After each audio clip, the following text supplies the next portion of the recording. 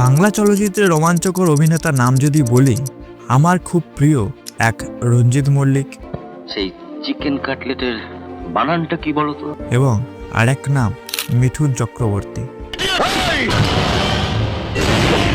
আজ আমরা জানবো অপ্রকাশিত রহস্যময় কিছু তথ্য।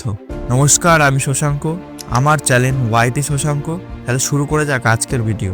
তোমরা কি জানো ডিস্কো ড্যান্সার ওরফে মিঠুন চক্রবর্তী প্রথম সিনেমার নাম কি এবং তার আসল নাম কি ছিল?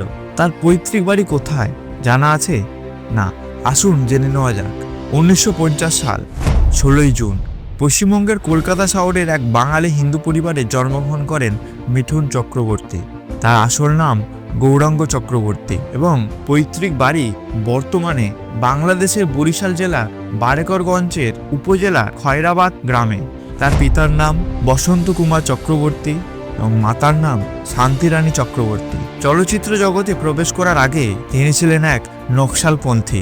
এখানে নকশালপন্থী বলতে ছোট্ট করে বলে দিই, নকশালপন্থা হলো একটি রাজনৈতিক সংস্থা আন্দোলন যা পশ্চিমবঙ্গের নকশালবাড়ির অঞ্চল থেকে শুরু হয়েছিল 1967 সালে। এই আন্দোলন মূলত কৃষক, শ্রমিক ও দরিদ্র মানুষের অধিকার আদায়ের দাবি তুলে ধরা হয়েছিল। কিন্তু একটি মর্মান্তিক দুর্ঘটনায় তার একমাত্র ভাই বিদ্যুৎ সংশ্লিষ্ট হয়ে মৃত্যুবরণ করে। তিনি পরিবারে ফিরে আসেন, জীবনে ঝুঁকি থাকা সত্ত্বেও নকশালপন্থা ত্যাগ করেন।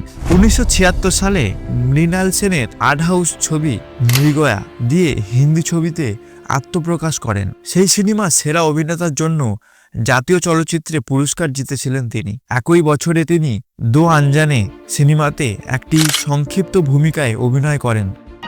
आजकल तो अमित दा घर में देवदास बन के लौटता है।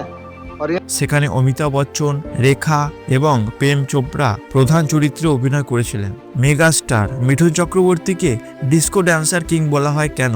আসুন জেনে নেওয়া যাক। 1982 সালে মিঠুন চক্রবর্তী একের পর এক ছবির সাফল্য তাকে তারকা খ্যাতি শীর্ষে পৌঁছে দেয়। সে বছর তার মুক্তিপ্রাপ্ত শৌকিন, অশান্তি তকদির কা বাদশা আর বাংলায় কলঙ্কিনী কঙ্কাবতী, অন্যায় বিচার, বারুদ, ত্রয়ী ও কুলি। এই একই বছরে বি সুভাষ পরিচালিত নৃত্য প্রতিভা চলচ্চিত্রে ডিস্কো ড্যান্সার তাকে সুপারস্টার হিসাবে প্রতিষ্ঠিত করে। ডিস্কো ড্যান্সার দেশীয় বাজারে সুপারহিট হয় এবং আন্তর্জাতিক বাজারে অল টাইম ব্লকবাস্টার হিসাবে স্বীকৃতি পায়। এমনকি এটা ছিল প্রথম ভারতীয় চলচ্চিত্রে যা 100 কোটি টাকার ব্যবসা করেছিলেন।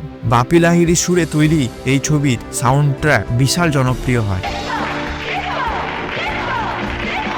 এবং বিশেষ করে সোভিয়েত ইউনিয়ন ও চীনের মতন দেশে ছবির সাফল্য বড় ভূমিকা রাখে। যদি বলি ব্যক্তিগত জীবন বেশ ভালোই ছিল, যেটা আমি মনে করি। মিঠুন চক্রবর্তী প্রথমে 1979 সালে অভিনেত্রী হেলেনা লুককে বিয়ে করেন, কিন্তু বিয়ে 4 মাস পর তারা আলাদা হয়ে যায় এবং বিবাহ বিচ্ছেদের আবেদন করে। এরপর তিনি ওই একই বছরে অভিনেত্রী যোগিতা বালিকে বিয়ে করেন। মিঠুন চক্রবর্তী এবং যোগিতা দম্পতির জীবনে 4টি সন্তান রয়েছে। ভিডিও যদি ভালো লেগে থাকে তাহলে অবশ্যই ছোট্ট ভাইটিকে একটি কমেন্ট করে উৎসাহ দিও।